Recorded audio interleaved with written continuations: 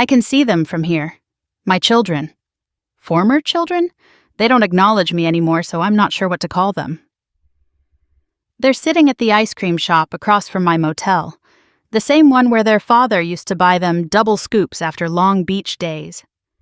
Mia's hair is darker now, almost auburn like mine used to be before the stress turned it prematurely gray. Ethan towers over her, must be 6 feet tall. They were 15 and 13 when I last held them. Now they're 18 and 16. Strangers who share my DNA. They don't see me watching from behind the dusty motel window. Why would they look? They think I'm still in Indianapolis, living my new life. They don't know I've been coming back to Wilmington, North Carolina every summer for 3 years, staying in this roach-infested motel 6 blocks from the resort where I destroyed everything. The resort. Even thinking about it makes my chest tight. The Seafoam Palace, with its pristine white buildings and infinity pools overlooking the Atlantic, where Richard saved for 2 years to take us for our 10th anniversary. Where my children learned to love the ocean.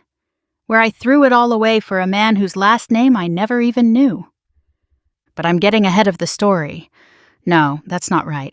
I promised myself I wouldn't use that phrase anymore.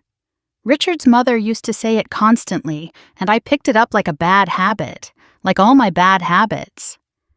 Let me start with the truth. I was bored. That's not an excuse, just a fact. By the summer of 2021, I'd been married for 10 years, mothering for 9, and felt like I was slowly dissolving into the beige walls of our suburban home. Richard was a good man, steady, came home every night at 6:15, helped with homework, coached Ethan's little league, the kind of husband my friends envied. "You're so lucky," my sister would say. "Richard's one of the good ones." I'd nod and smile, hating her for being right, hating myself for not feeling lucky. When did stability become suffocating? When did predictable become unbearable? The online dating app was supposed to be harmless. Just window shopping, I told myself. I used fake photos, a fake name. Claire from Chicago. Creative director at an ad agency. Childless, carefree, adventurous, everything I wasn't. I'd discovered the app through a targeted ad on social media. Find yourself again, it promised. The algorithm knew me better than I knew myself, knew I was searching for validation in all the wrong places. My search history was pathetic. Feeling invisible in marriage? When husbands stop noticing you? Is it normal to feel dead inside at 34? Creating the profile was intoxicating. Each lie felt like stepping into a better version of myself. I used photos from 5 years ago, before Mia's difficult pregnancy left stretch marks and extra weight. Added filters, until I looked like the woman I imagined I could have been without children. Crafted a bio that read like my abandoned dreams. World traveler, wine enthusiast, seeks adventure partner for spontaneous escapes. The matches flooded in immediately. Men who saw Claire, not Lauren the carpool mom with yogurt stains on her shirt. They complimented my smile, my energy, my free spirit. I'd refresh the app obsessively while making school lunches, feeling a sick thrill each time someone new wanted me.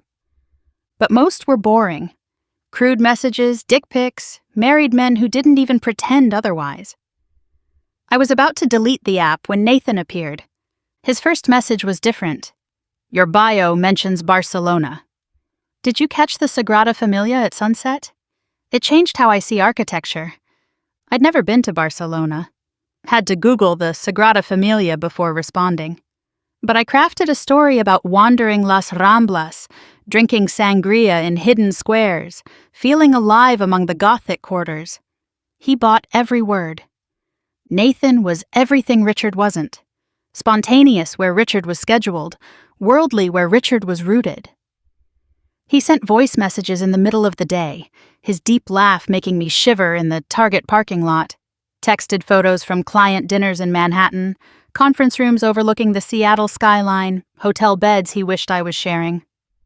"Tell me about your day," he'd text at 2 p.m. I'd lie, of course. Turned grocery runs into gallery visits. PTA meetings into power lunches. Created an entire fictional life while my real one happened around me.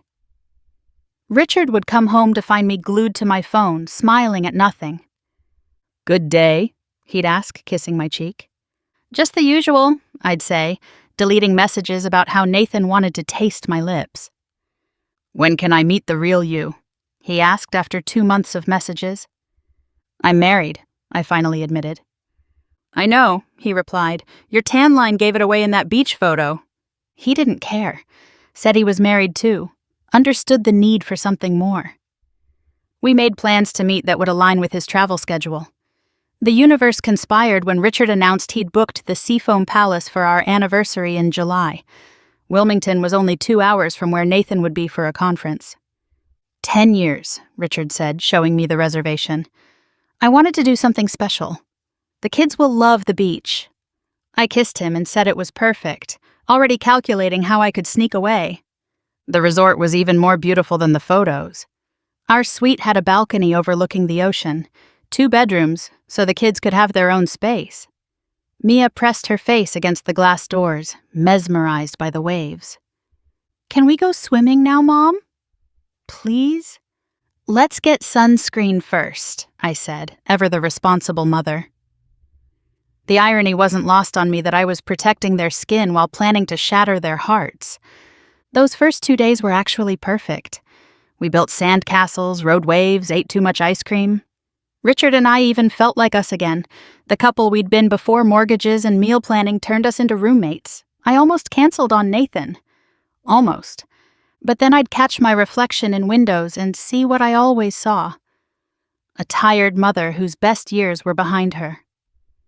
Richard didn't help. He'd point out beautiful women on the beach, never realizing how each comment sliced a little deeper. "She must work out every day," he'd say about a jogger. Or, "That's what Mia will look like in college," about some bikini-clad 20-something. He didn't mean to be cruel. Richard never meant anything cruel. He was just oblivious to how invisible I'd become to him. How I was just the mother of his children, the keeper of his house, the warm body in his bed. Not Lauren. Not a woman who needed to feel wanted. Nathan, though. Nathan saw me. "Can't stop thinking about you," he texted while I helped Ethan build a sandcastle. "That photo you sent last night. I've looked at it 100 times. I'd sneak glances at my phone between applying sunscreen and distributing snacks, each message a hit of validation. My family thought I was taking pictures of them. Really, I was reading about how Nathan wanted to worship every inch of me, how his wife didn't understand him, how meeting me had awakened something primal. "You're glowing," Richard said that second night, running his hand down my back. "Beach life suits you." If only he knew it was another man's attention making me glow. The wrongness of it thrilled me. Here was my devoted husband planning anniversary surprises, while I counted the hours until I could meet my online lover. But then, Richard fell asleep early on the 3rd night, worn out from sun and surf. The kids were in their room, watching a movie, and Nathan texted, "Bar at the Mariner Hotel." 9 o'clock. "Can't wait to finally see you." I told myself I'd just have one drink, just see if the chemistry translated in person. I put on the only dress I'd packed, the blue sundress Richard said made my eyes pop, checked on the kids, both asleep, Disney movie still playing, left a note for Richard saying I needed air, went for a walk on the beach. The preparation was almost ceremonial. I shaved my legs twice, lotioned every inch of skin, applied perfume to my wrists and behind my ears. Put on the lacy underwear I'd hidden in my suitcase, the kind I hadn't worn for Richard in years. My hands shook as I applied mascara, twice as much as usual. I looked like a woman going to meet a lover. Because I was. The walk to the Mariner felt like crossing into another world.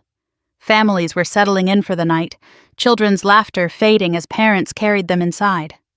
Normal people living normal lives while I strutted toward destruction, my heels sinking uselessly into the sand. I saw him before he saw me. Nathan sat at the bar, checking his phone, probably reading the message I'd sent. Almost there. Nervous. Don't be nervous, he'd replied. We've been waiting for this for months. When he looked up and saw me, his face transformed. Pure want. The kind of look Richard hadn't given me since our dating days. I felt powerful, desired, worth risking everything for. The Mariner was everything the Seafoam Palace wasn't. Dark, intimate, pulsing with music and possibility. Nathan looked exactly like his photos. Better, even. Tall, athletic, with the kind of easy confidence that comes from always getting what you want. Claire, he said, using my fake name even though he knew the truth. You're even more beautiful than I imagined. 1 drink became 3.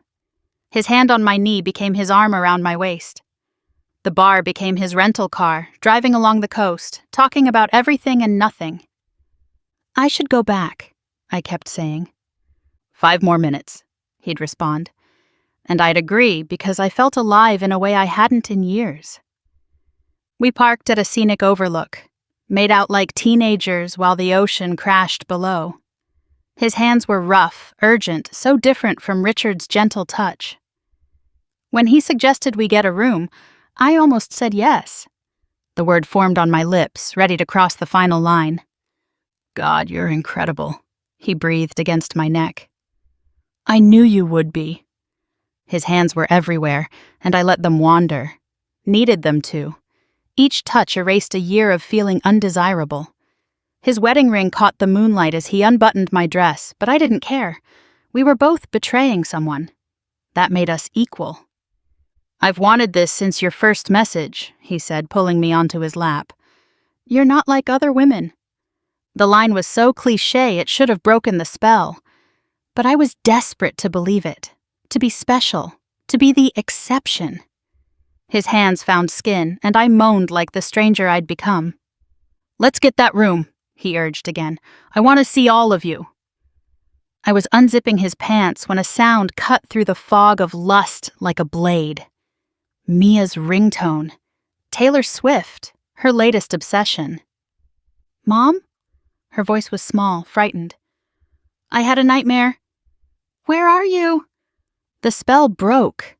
I was a mother sitting in a stranger's car, mascara smudged, dress askew, about to destroy everything for what? A few hours of feeling desired? I'll be right there, sweetheart. Just went for a walk. Go back to bed. I had Nathan drive me back, made him drop me off a block from the resort.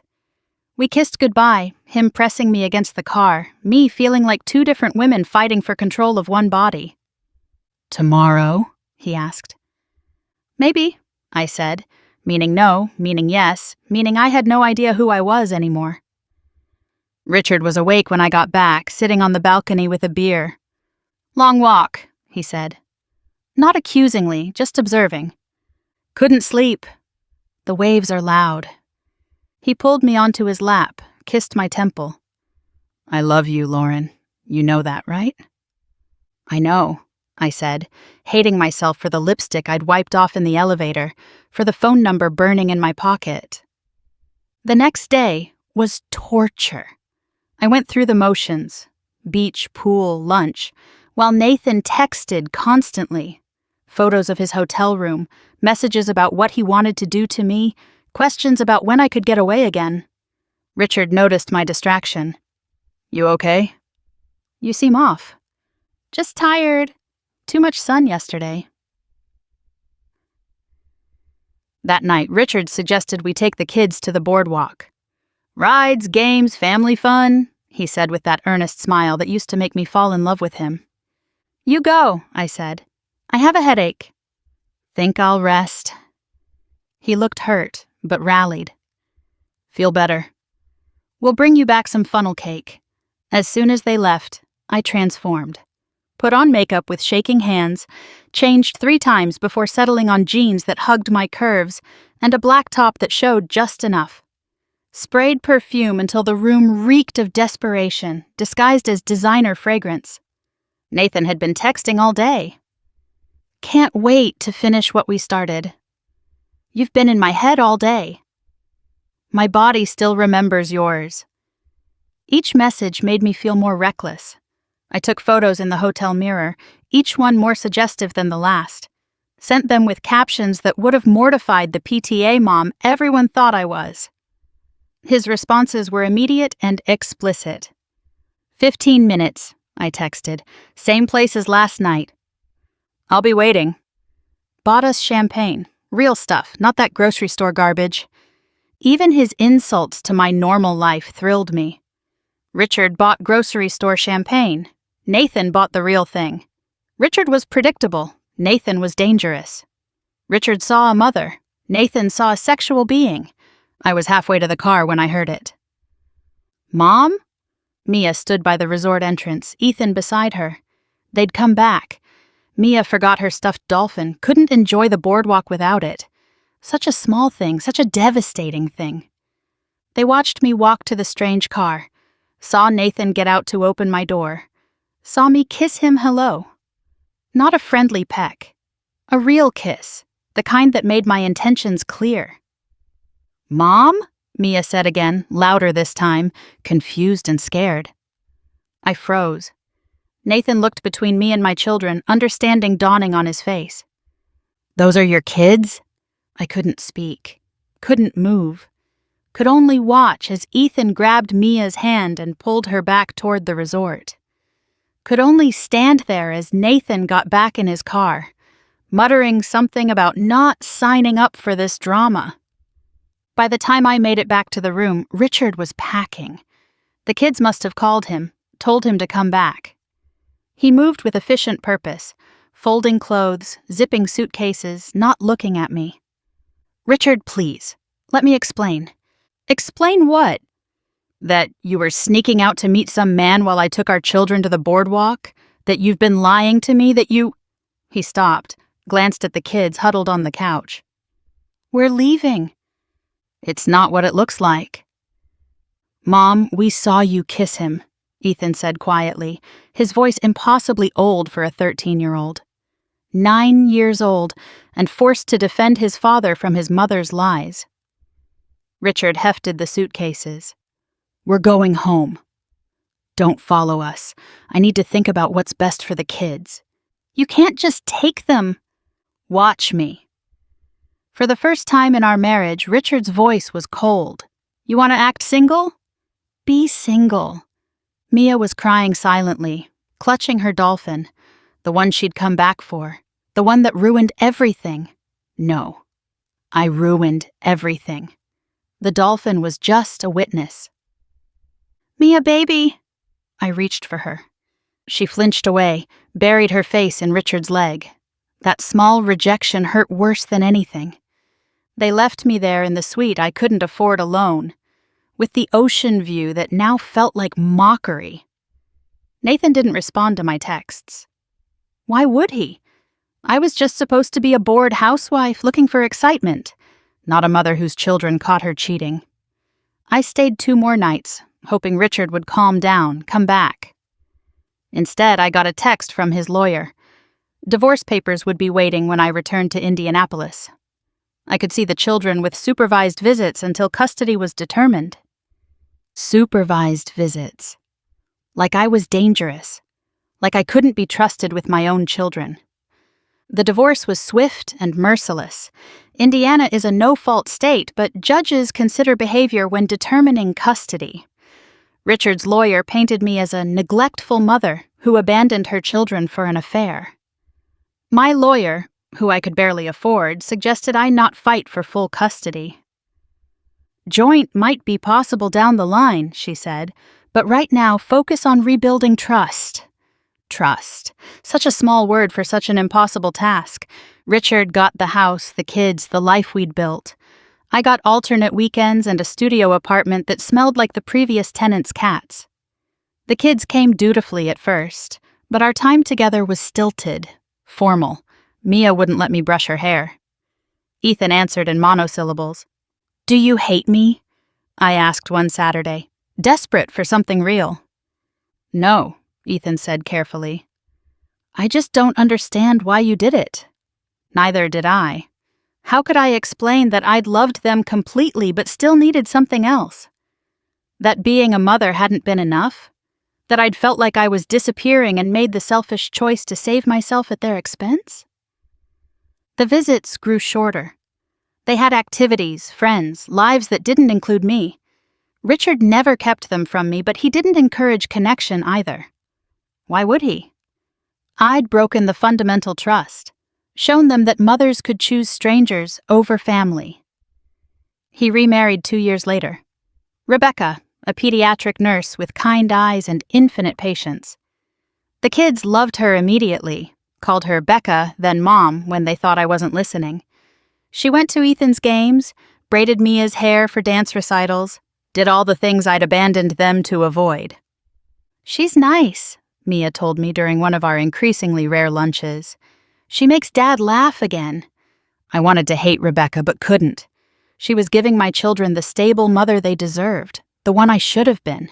The last time I saw them as their mother, really saw them, not just exchanged awkward pleasantries, was a year ago. Ethan's 15th birthday. He'd agreed to dinner, just the three of us. I'd made reservations at his favorite steakhouse, bought him a watch I couldn't afford, practiced conversation topics in my car. They were 20 minutes late, walked in looking like they'd rather be anywhere else. We ordered, made small talk about school and sports. Then Ethan set down his fork. "Mom, we need to tell you something." My heart stopped. Were they moving? Was Richard sick? "We want to stop the visits," Mia said quietly. "It's too hard. Pretending things are normal when they're not." "We don't hate you," Ethan added quickly. We have a family, and these visits feel like cheating on them." Cheating? Of course they'd use that word. I could have fought, could have insisted on my legal rights, could have made their lives difficult out of spite. Instead, I signed the papers Richard's lawyer sent. Voluntary relinquishment of parental rights. Rebecca could adopt them, give them the complete family they wanted. "Thank you," Richard said when we met to finalize things, "for not making this harder." "Do they know I still love them?" I asked, though I already knew the answer. He looked tired, older, but happy in a way he'd never been with me. "They know. But love isn't always enough, is it?" Number. It wasn't. Which brings me back to this motel window, watching my children live their lives without me. I come every summer, same week we used to vacation. Stay in this dump because it's what I can afford after child support ended, and my freelance work dried up. Clients don't want to hire a woman who gave up her children. Too many red flags. They look good, happy, adjusted. Mia's got a boyfriend now, some tall kid who makes her laugh. Ethan's broader, more confident. I hear he got into Duke, pre-med like Rebecca, following his real mother's footsteps. Sometimes I think about approaching them, apologizing, explaining. But what would I say? That I was bored? That I needed to feel special? That I made a series of selfish choices that seemed small in the moment but destroyed everything? They know all that. Kids always know more than we think. The truth is, I'm a cautionary tale now. The mother who chose a stranger over her children, who had everything and threw it away for nothing. Nathan disappeared the night they caught me. Probably went home to his own family, his own lies. I never tried to find him. What would be the point? He was never real. Just a projection of what I thought I wanted. The ice cream shop is closing. My children, Rebecca's children, are leaving. They walk past the motel without looking up. Why would they? Their mother is at home, helping with college applications, planning family dinners, being present in all the ways I couldn't be. I should leave Wilmington, stop this annual self-torture. But I can't. This is my penance. Watching the life I abandoned thrive without me, knowing that my absence made it better. Tomorrow they'll go back to the beach, build sand castles with their stepmother, ride waves with their father, create new memories in the place where I destroyed the old ones. And I'll watch from this window, the ghost of a mother who loved the ocean breeze more than the children who trusted her. The motel room is dark now. I don't turn on the lights. Just sit here thinking about that night. The kiss my daughter witnessed. The moment I stopped being Mom and became Lauren, the woman who ruined everything. I had a therapist once who said I needed to forgive myself. That everyone makes mistakes.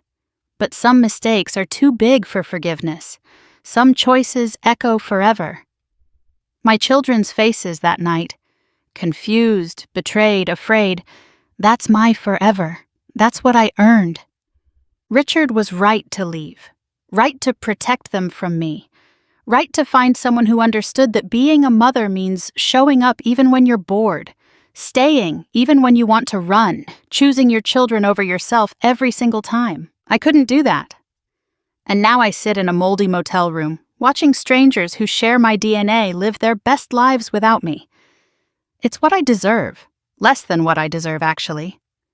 The truth I've never told anyone is that I kept the app. Even after the divorce, after losing everything, I kept creating profiles. Different names, different cities, different lies. Searching for someone to tell me I was special, that I was worth wanting. The matches never lasted. Men could smell the desperation through the screen, the way I'd cling to any compliment, agree with any opinion if it meant they'd keep talking to me.